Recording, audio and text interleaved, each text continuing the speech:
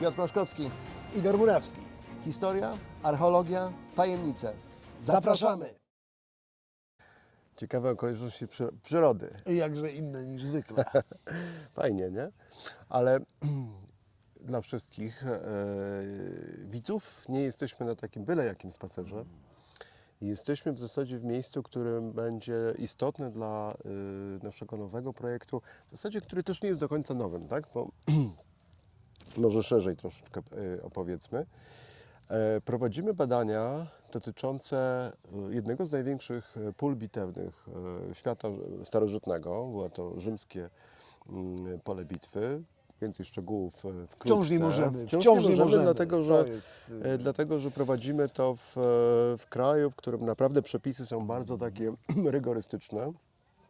Nasza umowa z rządem tego kraju właśnie opiera się na takiej pełnej dyskrecji. Bardzo, bardzo fajny projekt i bardzo... o którym bardzo byśmy chcieli opowiedzieć, Bardzo a skuteczne. wciąż nie możemy. I to jest dramat. Bardzo skuteczne badania.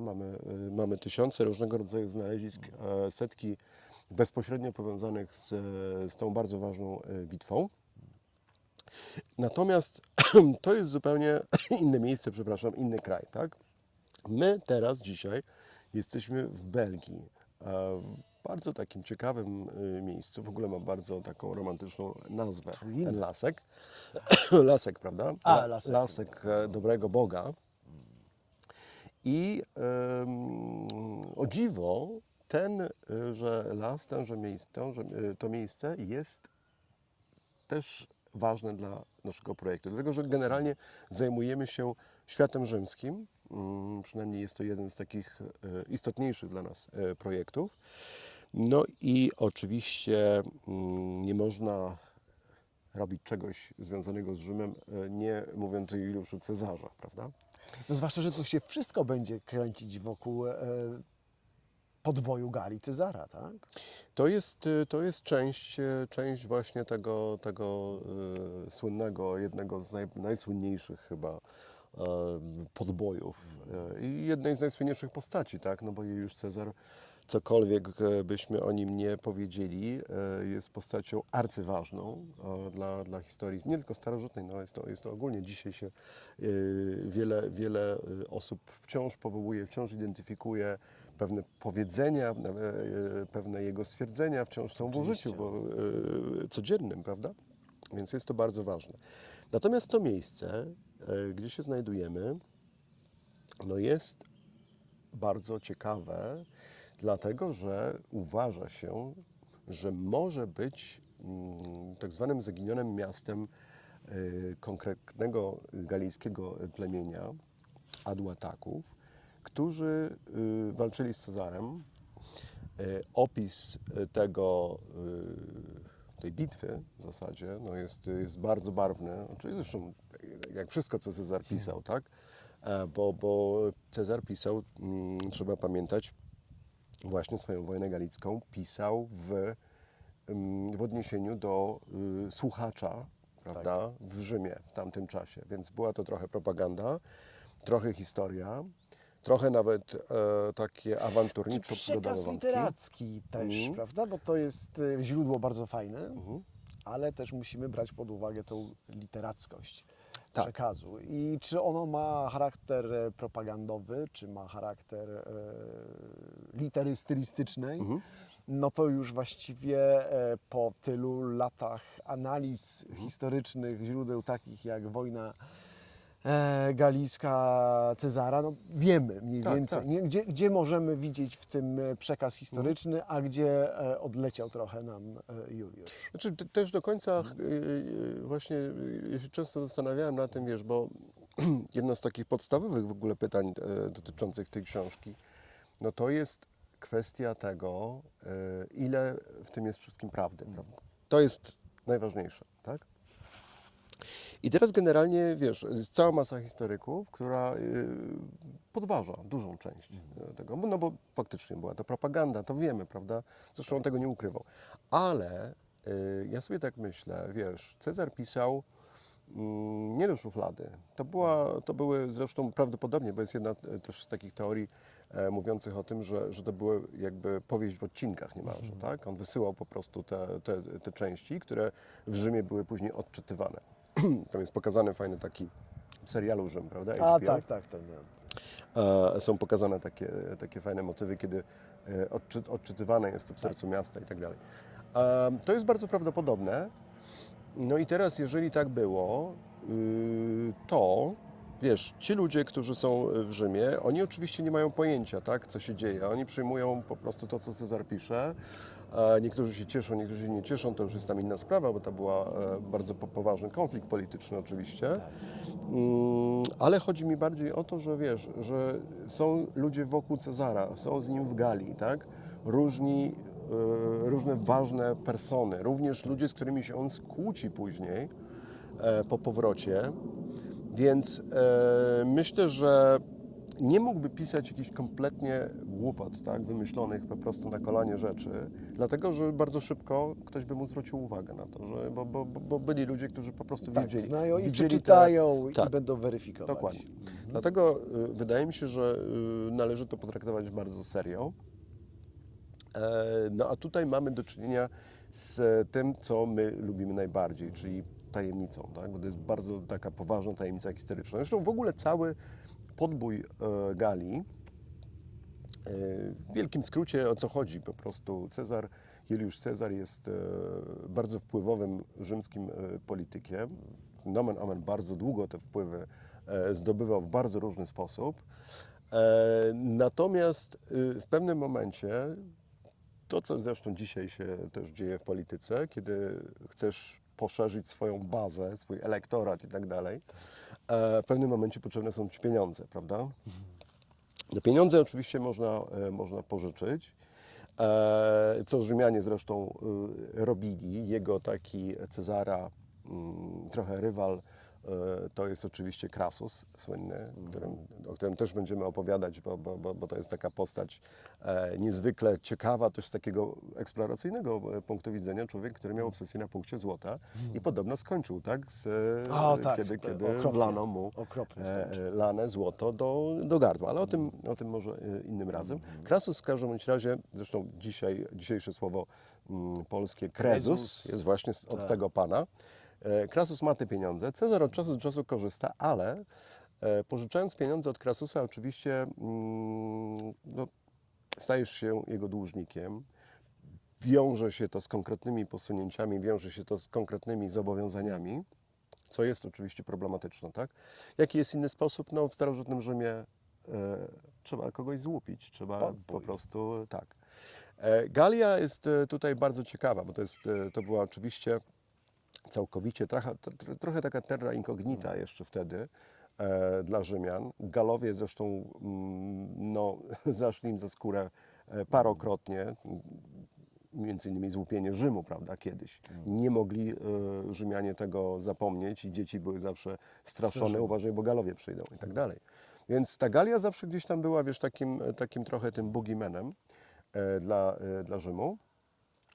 Natomiast była bardzo bogata, tak? Bo to są plemiona celtyckie. Mówimy o 2000 lat temu, więc praktycznie cała Europa jest mniej lub bardziej celtycka, oprócz właśnie tego południa.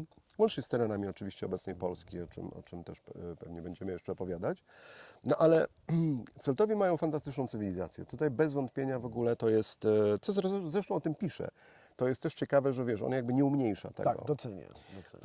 Mają miasta, mają fantastyczną sztukę, mają fantastyczny w ogóle, wiesz, design ich jakiejś ikonografii, nawet na monetach. To są rzeczy, które wyrafinowane wręcz. Kiedyś tak? się będzie tym zachwycał Picasso, wiesz. To tak. pokazuje taką zdolność do abstrakcyjnego myślenia, do uwielbienia w ogóle sztuki i tak dalej. Celtowie są bardzo ciekawi i też mają oczywiście język i tak dalej, aczkolwiek te źródła pisane są bardzo sporadyczne. My najwięcej o Celtach wiemy niestety od ich wrogów, także tu znowu mamy coś takiego, jakby wiesz, Niemcy wygrali, rozmawialiśmy kiedyś, Niemcy by wygrali Ale drugą też nie wojnę mamy światową. nic lepszego. No tak, Jak nie mamy nic lepszego, musimy się oprzeć na tym, co mamy. Mamy trochę, wiesz, mamy trochę jakby pozostało.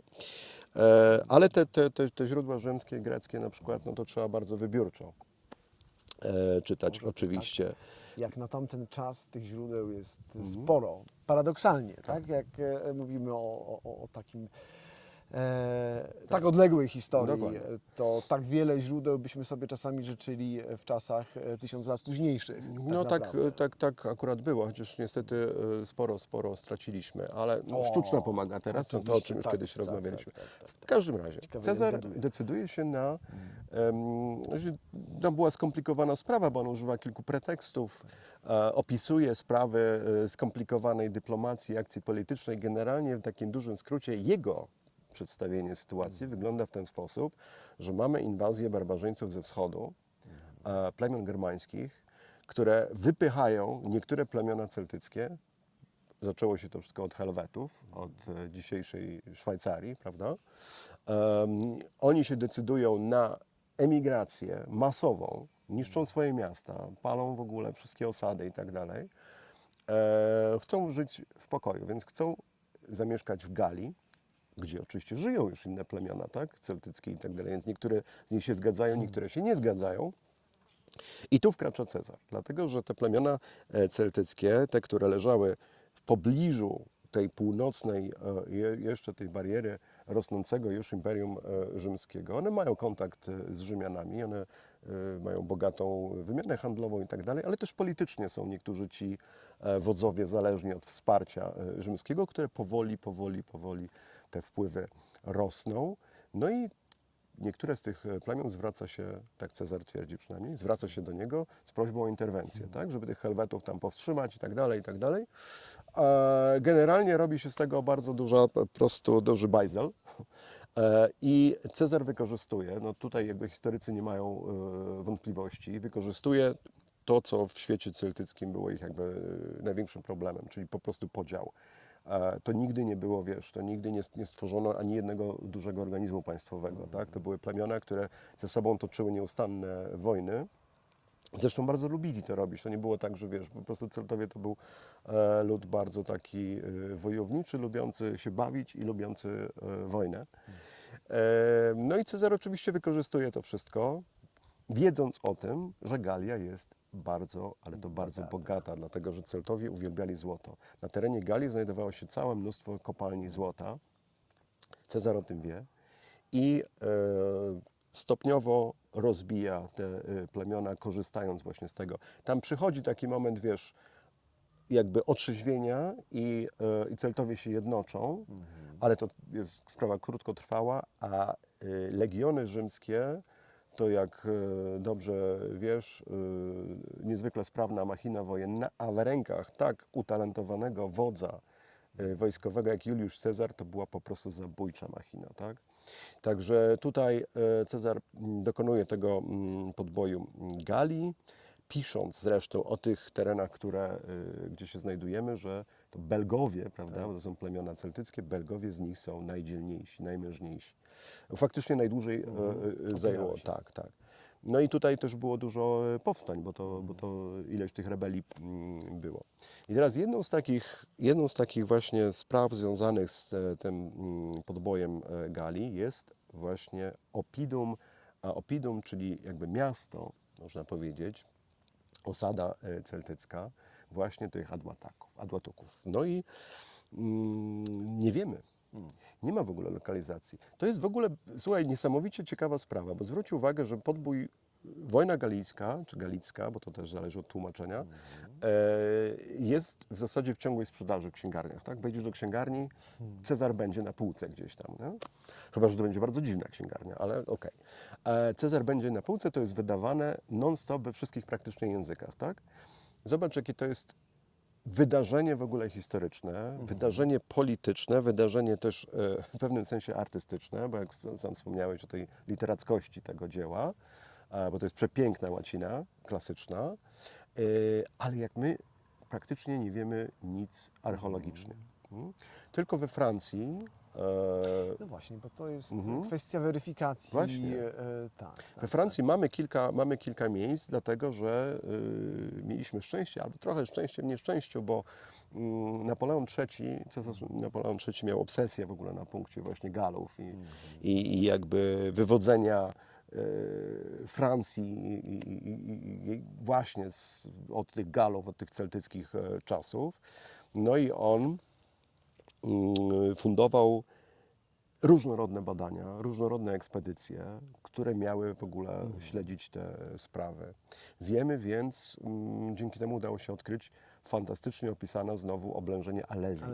Alezja, to jest niesamowita sprawa, dlatego że to jest też dowód na to, że dla Cezara nie było rzeczy niemożliwych. On kilkadziesiąt kilometrów, pamiętasz, buduje po prostu jakby mury wokół oblężonego miasta, a potem buduje kolejne, wiedząc o tym, że nadchodzi z odsieczą armia celtycka, buduje kolejne jakby wokół swoich oddziałów. I faktycznie, no i to po prostu przynosi skutek, Alezja upada, Vercingetorix dostaje się do niewoli, reszta jest historią, tak jak to mówią. Zresztą fajnie pokazane znowu w serialu Rzym, także zdecydowanie polecamy. Natomiast jeżeli chodzi, także we Francji jest kilka takich punktów, ale i tak bardzo mało. Natomiast jeżeli chodzi o Belgię, to powiem Ci, że nie ma nic, praktycznie nic, wiesz. Tutaj nawet niektórzy historycy byli do tego stopnia, to były takie kontrowersyjne dosyć tezy, bo oni twierdzili, to nie mogło być tutaj. To wszystko się działo pewnie we Francji, wiesz, no? Ale to się nie mogło No, ale dziać tutaj. Belgowie byli wymienieni. Tak, no oczywiście zdecydowanie dzisiejsza Belgia i dzisiejsza nazwa to jest praktycznie rzecz biorąc tylko historyczna taka sprawa, ale tu nie ma wątpliwości, bo on mówi o terenach pomiędzy Mozelą a pomiędzy Renem. Cezar wymienia wiele takich geograficznych smaczków, które no, z całą pewnością tutaj to się rozgrywa. I teraz tych kandydatów na to miasto, zaginione miasto celtyckie, które Cezar w końcu zdobywa też, no jest kilka. My będziemy sprawdzać, weryfikować te informacje w terenie. Tak to mniej więcej wygląda ta część naszego projektu. I jesteśmy właśnie w takim jednym z miejsc, które teoretycznie mogło być. Dlaczego? Dlatego, że tutaj znaleziono kilka znanych, a prawdopodobnie kilkanaście skarbów złotych monet. Z lat 50.,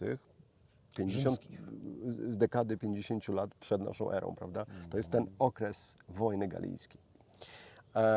Więc tutaj pierwsze te znaleziska to byli nielegalni detektoryści. Na szczęście ktoś tam się o tym dowiedział i potem to zidentyfikowano. Przyszli archeolodzy, zaczęto robić badania, znaleziono jeszcze parę innych artefaktów, między innymi ulubione przez nas slingshoty, czyli pociski ołowiane do procy rzymskiej.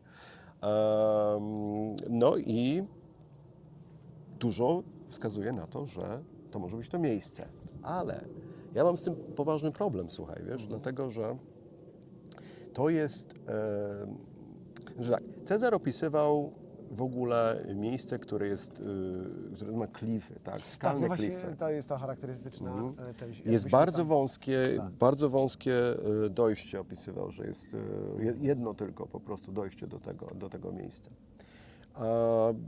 Ja później pokażę jakby topografię tego, to jest bardzo fajne, ale znowu to nie jest, wiesz, aż takie oryginalne, bo Celtowie w ten sposób budowali te Oppida, tak? Budowali w takich strategicznie ważnych miejscach. Czy ono spełnia te wymogi, o których pisał Cezar? Moim zdaniem nie do końca. No i druga sprawa, ja bym się spodziewał, że na terenie takiego Oppidum i zwłaszcza tego miejsca, które było przez Rzymian atakowane, a później bo on też pisze o tym, że później tutaj stacjonowały legiony rzymskie, to po pierwsze trochę powinno być większe, po drugie za mało jest tych znalezisk, wiesz, tych slingshotów zaledwie jest kilka. Ja nie wiem do końca, jak bardzo dobry był te badania przeprowadzane bodajże w roku 2018 przy użyciu wykrywaczy metali i tak dalej. Ale tak czy inaczej wydaje mi się, że powinno być tego więcej, wiesz? Nie wiem, czy będziemy tutaj, bo ja bym to zostawił na później, natomiast chciałbym, żebyśmy zobaczyli sobie jeszcze kilka innych takich właśnie kandydatów na to, no to zaginione miasto, więc to jest coś, co eksploracja kocha najbardziej, po prostu taka wielka niewiadoma historyczna tajemnica. Oczywiście. No, czeka nas fajna przygoda. Tak jest. Naprawdę.